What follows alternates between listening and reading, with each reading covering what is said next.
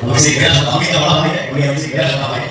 और आज के जीवन में ये बहुत आप सबको बता दूं कि अभिषेक मेरे जीवन में आज से खिलाड़ी के मैनेजर के साथ साथ पवन सिंह के मैनेजर दीपक सिंह को भी लगा है एक बड़ा झटका। आपको तो बेहतरीन से पता ही होगा, अगर आप पवन खेसारी के अच्छे फैन होंगे तो उनके मैनेजर के बारे में।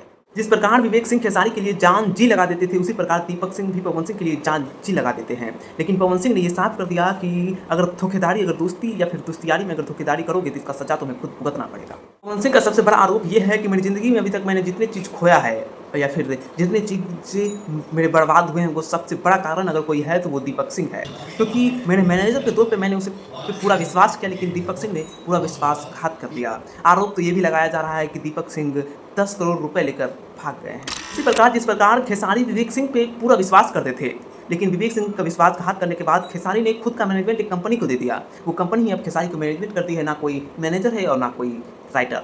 अब बता दें आपको कि ये सभी घटना सिर्फ पवन सिंह के साथ भी हुई। पवन सिंह के नए वाले मैनेजर को तो आप सब देख ही लिए होंगे, अगर नहीं देखे हैं तो फिर से इस वीडियो को देख लीजिए। मेरे जीवन में ये बहुत आप सबको बता दूं कि अभिषेक मेरे जीवन में आज से बहुत वीडियो देख लिए, ये है पवन सिंह के न्यू मैनेजर। अब पवन सिंह को यही मेंटेन करेंगे। तो कुल मिला जुलाकर हम कहना ये चाहते हैं कि जिस प्रकार से दीपक सिंह को एक झटका लगा है, अब बड़े बड़े सुपरस्टार जो दूसरे सुपरस्टार हैं उन सभी को मैनेजर भी या फिर राइटर भी ये सीख जाएंगे कि नहीं, धोखेधारी की सजा क्या होती है। अगर पेट पे लात न मार दिया जाए तो फिर कहिएगा सर। बाकी आप अपनी राय कमेंट बॉक्स में जरूर दीजिए कि आप पवन सिंह के न्यू मैनेजर पवन सिंह को मैनेज कर पाएंगे या नहीं।